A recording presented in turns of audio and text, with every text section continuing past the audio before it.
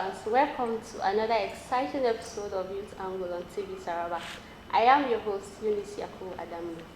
Today, I have a golden man with me in the studio, and we will be discussing a very important topic. But before we go into that, I would love him to introduce himself. Okay, good day everyone. I'm Golden Joshua Augustine. I'm from Plateau State, and I work with Youth for Christ International, Jalingo Center. Thank you. Thank you very much, sir. So our topic for today is Youth for Christ International. So before we go into that, we would love him to tell us what the word Youth for Christ is all about. So Sir Golden, please, what is Youth for Christ all about? Youth for Christ, as the name implies, is an international organization that started far back in the 1940s in Colorado, USA. It started with a collection of young men that have passion for the youth. They came together and brainstormed on how they could better the life of the youth of that particular generation. They carry personal burdens on how to reach the immediate community with the love of Christ and with any other thing that could help them become better. And they started gradually until it became an internationally recognized body. With the first evangelist to be the popular evangelist we all know, that's evangelist Billy Graham. Wow. Yeah. Wow. Basically. Wow. So Youth for Christ has been a long organization. Yeah. All right, sir. I think we have to go down personal right now. Okay. Because for you to be part of Youth for Christ, there must be something that drives you. So what is your interest? Why are you so interested in youth? Okay, as an individual, I believe that the youthful age is basically the foundation laying age. And if you check around the world, every economy is driven majorly by youths. And for every sustainable development to be achieved, it must be entrusted in the hands of the youth. Now, as the older generation fade away, the youth will definitely be in the helm of affairs. So when you get things right in the youth, automatically you are saving a generation. I'm also a youth. I'm interested in everything that has to do with the youth. And whatever it takes to make the youth better citizens of the country, better in every aspect of life.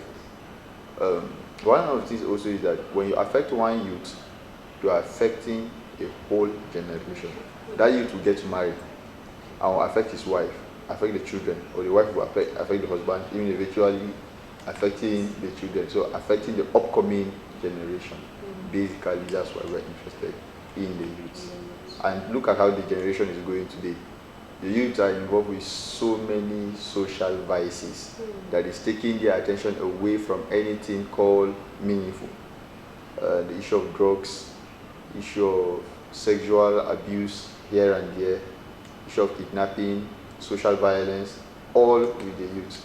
So when you can get these youths in the right path, you'll be saving a generation, basically. Getting youth in the right path and saving a whole lot of generation. So now we want to know what this program entails, Youth for Christ. How is it going to be beneficial to the youth, and what are the activities involved? Okay, thank you. Youth for Christ, for Jalingo Center, we have an outline that we are trusting God to work with. Okay. Basically, for now, we are trusting God to affect the life of the youth and teenagers academically. Okay. So there will be an academic arm of it. Yeah. There is also an entrepreneurial arm of it. Okay, that's like empowerment program. Empowerment program. Okay. Yeah, because we believe that the gospel is holistic. It doesn't just affect a man's life in one aspect, but entirely. So that's our target, how the life of the youths can be affected in all way around. So we have an arm that will deal with their academics, another to deal with entrepreneurship, another to deal with potentials they carry in their inside, how these potentials can be developed and manifested. So in that area, we have the aspect of sports. Okay. Yeah, sports or like football and among others. We have the aspect of dance, drama, and music. Oh, wow. So every young person that we see that have such potentials, our target will be how can we help you develop those potentials. Once you are able to develop those potentials, how will you also be able to benefit from it? The Bible said, the gift of a man maketh room for him. And so you must have to identify those giftings, develop them, and manifest them. So that will be another arm of Youth for Christ. Okay. Yeah. Yeah. So how will these programs be handled? How will they be executed? Okay. Like currently as I speak with you, we've started. Wow. Okay. Like the area of the academics I told you about, there is a work we are doing currently in Taraba. We call it the Taraba Elite and Erudite Clique. Okay. Now, the Taraba Elite and Erudite Clique, I will discuss that later. Okay. It handles the issue of the academics. Now, for the entrepreneurship, I attended a seminar in Ondo State that explained entrepreneurship from the viewpoint of IT, Okay. I see. information technology. Information technology. The man from Lagos discussed ways that young men, young women can make clean money from online businesses. He said the money he made in a sitting sometimes is more than the money his father as a professor made in a year. Are you kidding me? At a point, his father had to drop from lecturing Okay. to come and join him in the business. Some of these things are things that we can do with just applications. You can do them within a short period of time and you get your money. It's hard work. It's hard work, but it pays. Space. If some persons may not be that literate as far as the IT is concerned and may not be interested in the IT because it has to do with interest also. There are other aspects of entrepreneurship they can get involved with.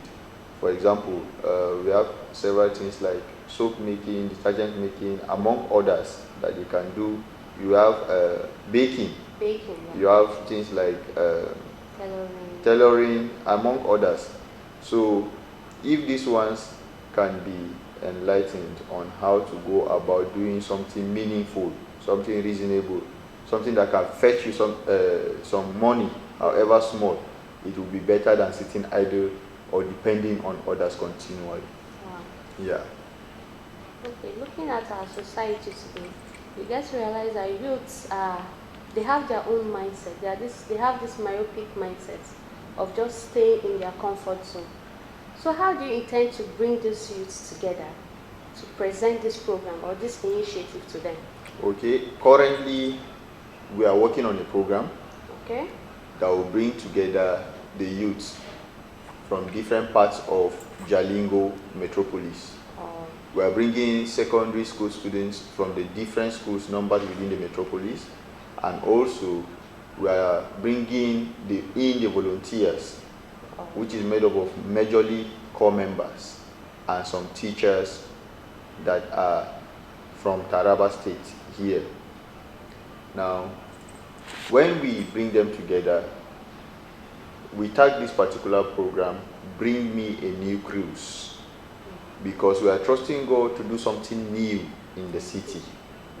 We are trusting God to bring forth a mighty revival that will change the mindset of people, how they see things and how they approach them.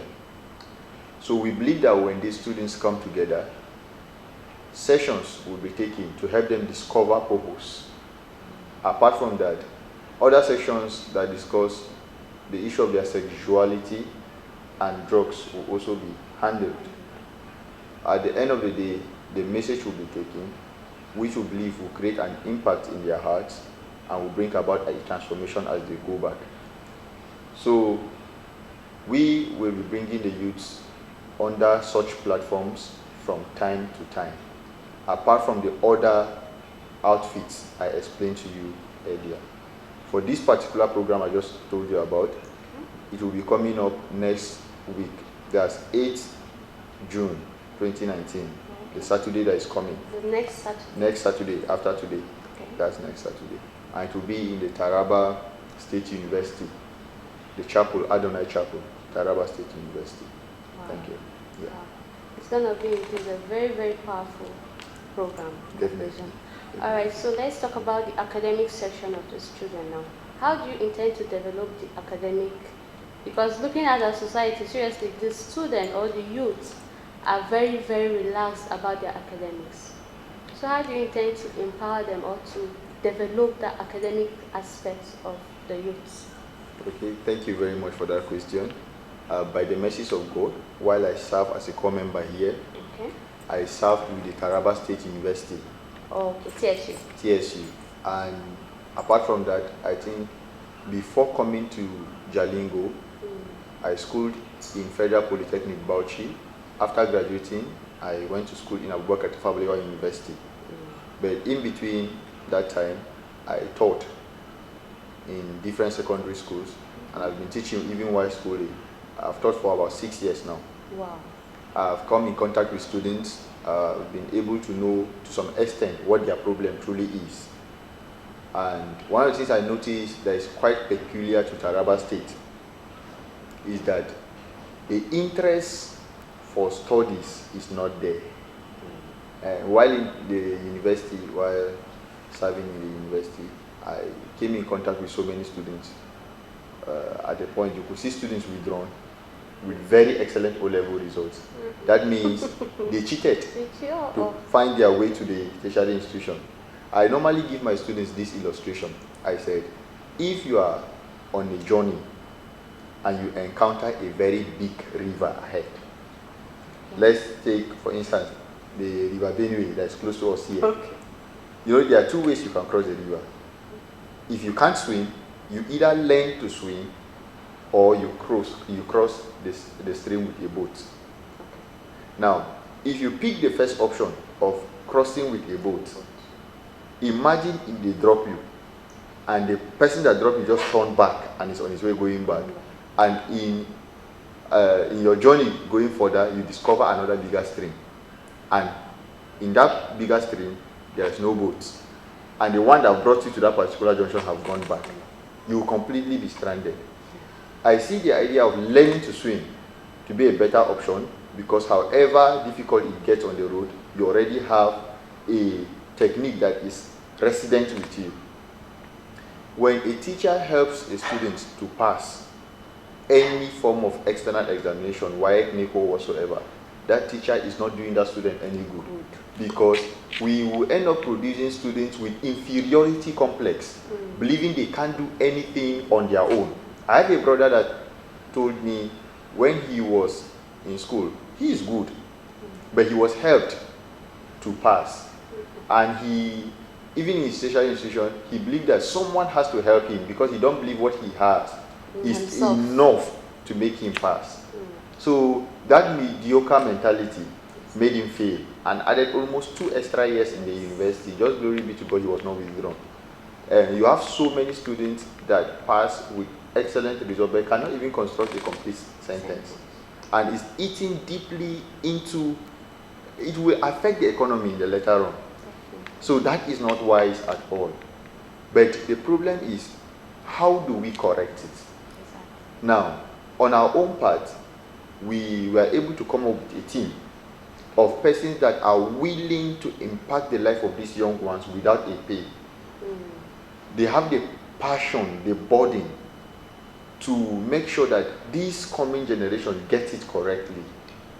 So we decide to pick 10 students from selected secondary schools, numbered first within Jalingo Metropolis. Now we will be holding classes with them. Now these classes are not going to be in such a way that we teach them everything, because the best of teachers can at best, give the students maybe 40%. All that is remaining is for the student to go and sit on his or her own to study. Now we are trying to see how we can bring these students together, try to steer them up, try to help them see the need to go study on their own. We will monitor the process. Now, once these 10 students from each schools are good, we send them back to their schools. They will in turn train five students each.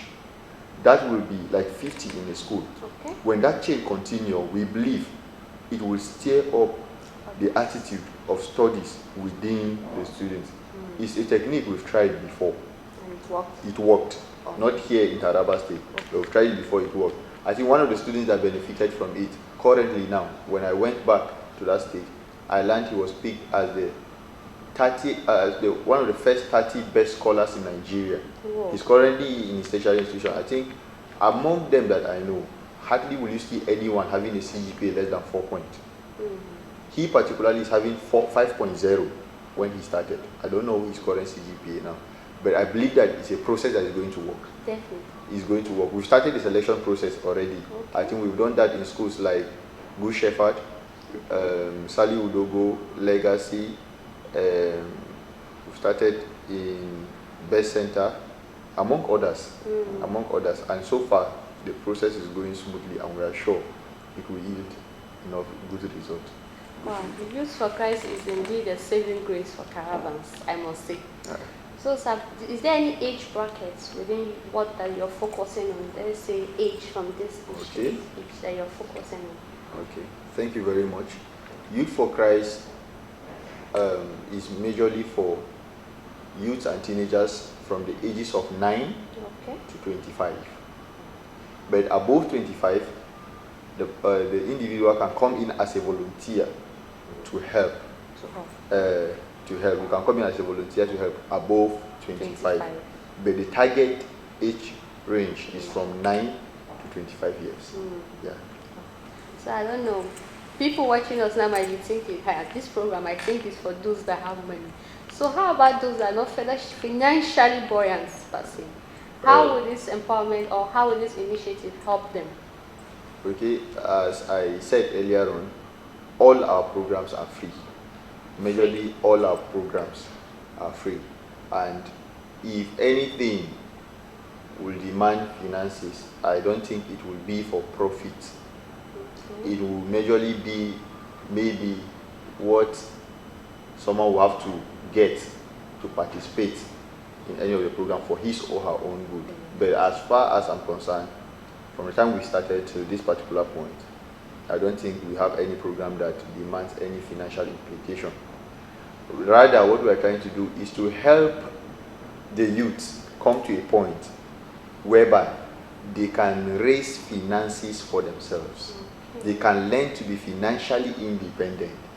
Do you know there's this white-collar job mentality that most of us carry? Exactly. Like somebody will be in tertiary institution feeling, when I graduate and start working with NNPC. Or a core member will be feeling, by the time I pass out, my uncle is waiting for me with one job. But you'll be shocked to discover you pass out and nothing is waiting for you. So, I was going through this book by Robert Kiyosaki. He said, the title of the book is Why A Students Work for C Students and B Students Work for the Government. That means the C students who supposedly don't have an option of working for any big organization will think about going into business. And if the business eventually succeed, they will employ the A students. Because Dangote will come to employ the best graduates from every university. So the A students will be now the one working for the C students. And the remaining will be the 2-1 students, the B students, and they will work for the government, since the C student will not have a shot. So what if our academics now, or our mentality, change from job seeking to job creating? What if we think about looking inside some of the things that God has deposited in our inside, bringing them out and getting all the support we can to make sure that that thing works. And after it works, it can employ so many other persons. So many other persons. Basically, so we are trying to look at that direction also. How we can help the youths that are financially handicapped or less privileged to come up and do something that will help them. Okay. Yeah. So I don't know. I feel like asking these questions. Yeah. There are youths who are not in school. They are not in school. They are just running here and there. So how will these ones be helped? You know, one thing about help that we must clearly state out is the fact that the person you are intending to help must be willing to be helped. To be helped, yes. Now, one of the things we come to discover, even the area of the academics I'm telling you about, is the fact that when you go to some schools and say we want to help you academically, people will not buy into the idea. Yes. Because they don't even see the reason why they should do good academically. So most at times, the strategy we use is use what interests that individual. So it's like if you want to give a baby, a small child, drugs that is bitter, you will carry chivita and put on the spoon, give the baby. By the time the baby licks and discover it's sweet, we want to take more. So in trying to give the baby more, you use the same spoon and take the bitter drug, give it to the baby will take. But before the baby realizes, the drug is already inside. And that's what we are trying to use. Pick them on their area of interest. Okay. Even if you are not going to school, you may like football. We organize football competitions and help you see how you can develop that, and help you see that academics can also help you. That's for someone that have the opportunity to go but doesn't want to go. But there are others that don't have the opportunity to go. So we will have programs also that can support these ones. I don't even think that education here is that expensive. That's true. Is because the government schools are not expensive, and if such a platform is, if we are able to come up with such a platform, anybody that is not even in school that wants to be part of it, for the weekend classes we are having, we enroll such, organize tutorials for them, and we trust God for them to write any exams. We get help. We can also help sponsor them, but first, before sponsoring them, they can also engage themselves with one of the entrepreneurship outfits so that they will learn to be financially independent, so that they can also sponsor themselves in school. We've seen persons, youths that sponsor themselves. I practically sponsored myself through university. My parents could support me, but I was doing something that would get me the money I needed. So there was no point calling home for financial assistance, basically. So, sir, how often will these programs be organized? Okay, the general program that will bring students or youths together may come once in a month, as the case may be. I talked about several outfits. For the erudite and elite clique, that's the academic part that we hope to bring 10 students each. That is coming up basically fortnightly, 1 in 2 Saturdays, 1 in 2 Saturdays, fortnightly. And the other meetings we'll be holding maybe weekly, like the entrepreneurship meetings and among others. So the consistency or how frequent the meeting is depending on the particular outfit, depending on the particular outfit and the arrangement of the participants with the person coordinating that particular outfit. Yes. So how will my viewers get in contact with you? Because they need a structure. Okay, Youth for Christ, where can I see them? Where can I meet them? They might love to be part of it. So where will they see you? We have our email. We have the contact number. Currently, Youth for Christ here in Jalingo just started. Okay. We are working on an office, but we are not done with that yet. By the time we are done with that, I'm sure it will be public. All right. But for now, our contacts maybe will be displayed. And if you want to know more about Youth for Christ International, you can search on Google or search on the internet. And you can also narrow your search down to Youth for Christ Nigeria. Okay. So you get to know about what is happening in other states of the country, Youth for Christ. But what we are starting right now in Jalingo is fresh. It's just starting. We've not gotten an office yet, but we're working on that. Hopefully next month. Yeah, we should get a physical location that viewers can be able to get to us easily. Thank you. So, sir, based on the insecurity issues around town, I'm sure most parents will be scared to release their children for such. So what would be your advice to parents there? One of the major things we consider before putting down any program is the security of our participants. Okay. For the program we are working on, Yeah. we had to take steps to meet the police to inform them that we are holding such a program so that they can be around.